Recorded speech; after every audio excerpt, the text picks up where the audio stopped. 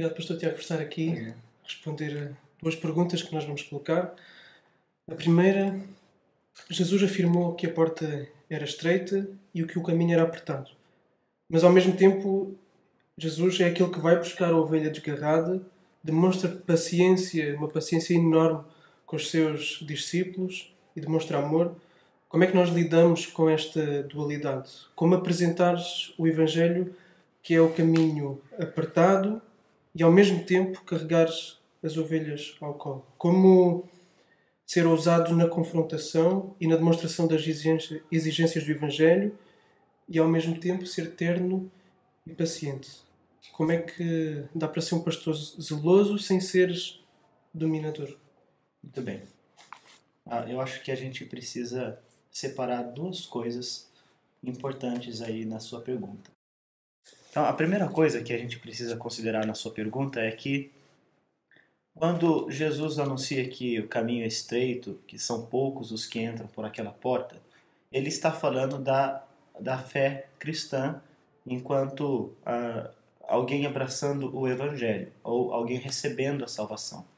E ele fala ali no texto de Mateus, em que muitos dos fariseus que entendiam que, porque faziam parte da comunidade da aliança, porque obedeciam externamente à letra da lei, faziam então parte do caminho do Senhor. Jesus está dizendo que não são esses os que serão salvos. Em Marcos capítulo 10, por exemplo, a gente tem aquele jovem rico que chega diante do Senhor Jesus Cristo cheio de justiça própria. Ele fala que obedece às leis, obedece aos mandamentos, e o Senhor Jesus Cristo então o confronta, pedindo a ele que entregue todos os seus bens e o siga. E o jovem então ele volta-se triste para sua casa, e Jesus então explica aos seus discípulos em seguida que é impossível para os homens a salvação. Então é nesse sentido de que o caminho é estreito, porque de fato são poucos aqueles que receberão a salvação e são poucos aqueles que entrarão por este caminho. Aqueles que julgam poder entrar por esse caminho através das suas próprias obras, através da obediência externa à lei, como os fariseus faziam, como este jovem rico do Marcos capítulo 10 achou que poderia fazer, esses não entrarão. Uma outra parábola do Senhor Jesus Cristo explica isso também um pouco melhor, que é aquela parábola do semeador. O semeador saiu a semear, a semente ela caiu em muitos terrenos, e talvez a parábola podia ser chamada a parábola dos terrenos também, porque muitas pessoas ouviram aquela mensagem e poucas, todavia, eram terrenos próprios para fazer germinar aquela semente e produzir o fruto da salvação. Então é neste sentido que Jesus fala de um caminho estreito, porque são poucos aqueles que abraçarão o Evangelho. Agora, uma vez que a pessoa abraça o Evangelho e recebe a justiça de Jesus Cristo, porque abraçar o Evangelho tem a ver com colocar a fé em Jesus. O irmão fala, por exemplo, exigências do Evangelho. Na verdade, quem impõe exigências ao homem é a lei de Deus. E nenhum homem é capaz de cumprir a lei de Deus. Absolutamente. Pelas obras, ninguém poderá ser salvo. E a lei de Deus, portanto, e o apóstolo Paulo vai demonstrar isso na epístola aos Gálatas, ela acusa ao homem e ela leva o homem à perdição. Nesse sentido, ela é até uma inimiga do homem. Mas, uma vez que a pessoa recebe o Evangelho, ou abraça o Evangelho com fé, confiando na justiça de Jesus Cristo, naquilo que Jesus fez, na obra de Jesus, e isto aos homens é impossível, eu preciso reforçar isso, Jesus ensina que é impossível que o homem abrace o Evangelho se Deus antes não obrar nele, se Deus não renovar o coração, se o Espírito não regenerar o homem. João capítulo 3 fala da regeneração que o Espírito de Deus produz na vida do homem para que ele seja capaz de entender o Evangelho, para que ele possa apropriar-se do Evangelho, para que ele possa entrar nesse caminho estreito. Para entrar nesse caminho estreito, John Bunyan, ele usa uma ilustração muito bonita, ele precisa passar pela cruz de Cristo. Não pode pular o muro. Ele tem de chegar por essa cruz de Cristo. E esse caminho da cruz é um caminho estreito. Mas, uma vez que isso acontece na experiência do indivíduo, do homem, da mulher, que ele abraça a fé em Jesus Cristo, e ele inicia então aquilo que é uma caminhada cristã, é que entra talvez a segunda parte da sua pergunta. A fé, ela não é abraçada com todas as suas proposições, com todo o seu ensino, com todo o seu conteúdo de uma vez só. Aliás, o apóstolo Pedro vai ensinar que aqueles que são novos na fé são como crianças espirituais e precisam ser alimentadas aos poucos. Então, a ideia de buscar a ovelha perdida, a ideia de alimentar pacientemente aqueles que abraçam a fé cristã, tem a ver mais com a nossa santificação.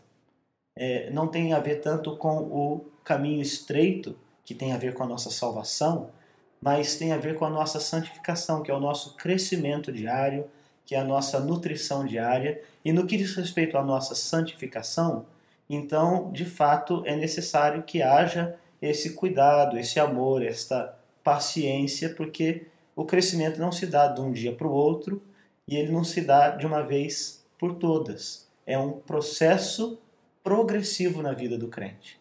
Então, o cuidado pastoral do Senhor Jesus Cristo com os seus discípulos, ele envolve esse elemento de santificação, de uma alimentação progressiva que fazia com que aqueles discípulos que já tinham recebido fé pudessem crescer nesta fé. Na medida que eles crescem mais e se tornam mais maduros, então eles se tornam mais aptos para receber mais conteúdo dessa fé, né, para caminhar uma vida cristã mais vigorosa, produzir mais fruto, fazer mais bem dentro da comunidade cristã.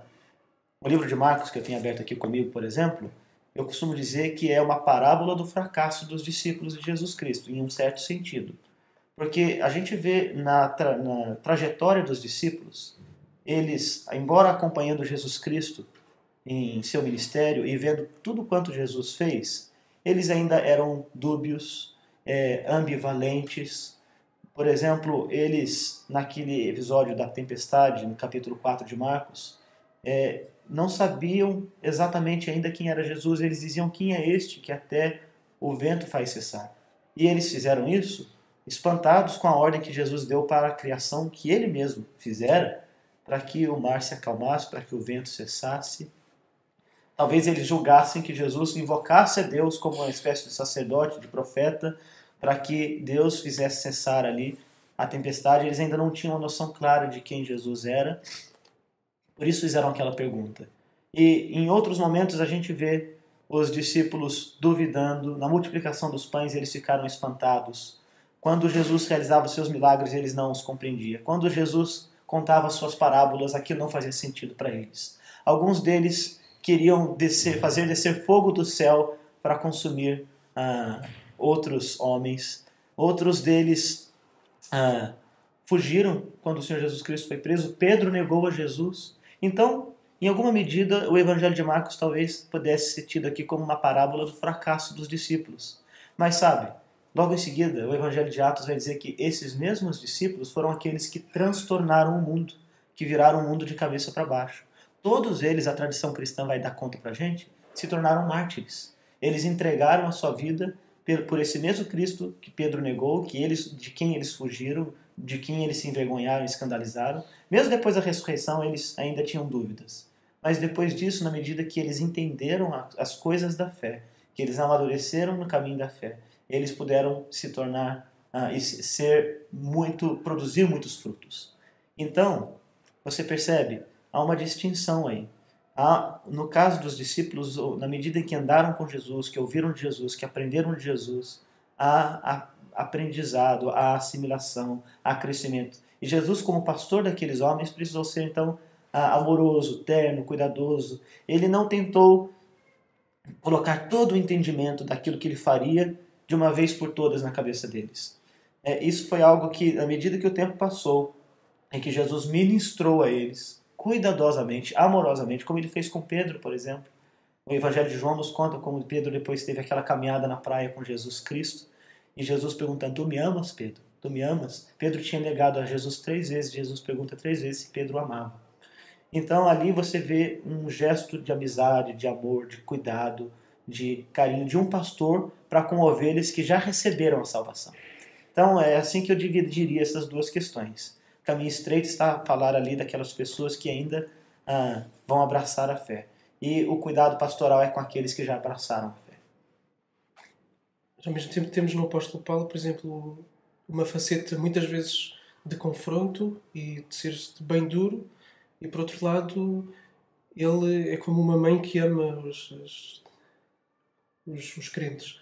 Como é que nós, na prática do ministério, ah, sabemos quando ser o quê, em que situações? Eu acho que, mesmo quando o apóstolo Paulo é duro, ele o é com o intuito de ganhar a pessoa. A lei de Deus não pode ser usada para esmagar as pessoas. Quer dizer, todo cristão, ele deve viver agora a lei de Deus, não para que pela obediência ele seja salvo, ele já foi salvo pela graça, mediante a fé. Então a lei de Deus agora, que antes era uma espécie de inimiga, ela torna-se o padrão de vida do cristão. Quer dizer, ela é o espelho no qual o cristão deve olhar, ou o modelo que o cristão deve seguir, porque ela reflete o caráter de Deus. A confrontação do apóstolo Paulo, ela é feita sempre com o intuito de ganhar a pessoa. O texto de Hebreus, capítulo 12, vai falar sobre a disciplina de Deus na vida do cristão. Ela pode até ter um gosto amargo, mas também tem o propósito de ganhar a pessoa. E nisso é então necessário que haja bom discernimento e sabedoria, tato, sensibilidade por parte de quem está a ensinar, por parte de quem está a disciplinar, por parte de quem está a exortar.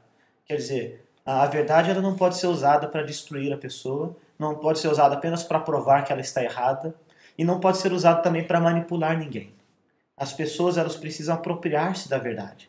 Então, mesmo na confrontação do erro, é necessário que isso seja feito com a ideia de que aquela pessoa assimile aquilo para si, de que ela amadureça, de que ela cresça. Então, toda a exortação, todo o ensino precisa ser carregado de oração, precisa ser carregado de uma postura humilde, precisa ser carregado de uma postura sensível, precisa entender o lugar onde aquela pessoa está e andar junto dela. Paracaléu, aquela palavra de consolo, é colocar-se ao lado dela. É estar ao lado daquela pessoa, entendendo o seu contexto, o seu momento, sendo então paciente e andando com ela para que ela seja como Cristo. Nosso propósito não é só que... são perguntas que a gente deve fazer, o que o ministro deve fazer. Por que eu quero a obediência daquela pessoa à lei? Qual é o meu propósito? Ao que eu quero que ela se conforme? Se eu entendo que o propósito de Deus na santificação é que aquela pessoa se conforme mais à imagem de Cristo, então esse vai ser o meu alvo também, até na exortação e na disciplina. E é muito importante que o ministro, o pastor, entenda isso. O apóstolo Pedro diz que ele não é dominador, que ele não pode exercer domínio sobre a vida da pessoa e nem entrar nas particularidades da vida da pessoa sem ser convidado, exigindo dela determinada conduta e avaliando tudo que ela faz. Quer dizer, o crente, o cristão, ele não pode ter medo do seu pastor a ponto de não até esconder as coisas que faz, achando que será o tempo todo julgado. O pastor, ele precisa ser como um pai, como uma mãe. Sim, ele é juiz da congregação. Se há pecados públicos escandalosos, eles precisam ser tratados. Em certo ponto, a congregação precisa ser purificada. O apóstolo Paulo ensina isso em 1 Coríntios capítulo 5, por exemplo. Um homem que estava ali cometendo um pecado grosseiro e público, ele precisou de uma disciplina pública. Mas em 2 Coríntios, a ideia que a gente tem ali é que aquele homem ele arrependeu-se e ele foi restaurado. Então, mesmo a disciplina pública, que é um nível mais severo de disciplina, tem o propósito de ganhar aquela pessoa de volta. Porque essa disciplina presume que aquela pessoa é filho. Por isso que o Senhor Deus fala sobre a disciplina do pai ao filho. Entende? Não, é diferente de juízo. Juízo da parte de Deus é aquilo que ele derrama contra os ímpios impenitentes. A disciplina é algo que busca sempre a reparação, a restauração. Então, o pastor precisa dessa sensibilidade, desse cuidado, dessa mentalidade de ganhar a pessoa e não de controlar a pessoa. E entender que Deus é quem vai operar nela o querer e o realizar. E se ele tiver esse senso e ele fizer o trabalho pastoral regado com oração e com uma postura humilde, então eu creio que Deus haverá de abençoá-lo e que ele exercerá um trabalho saudável no meio daquela comunidade. Obrigado.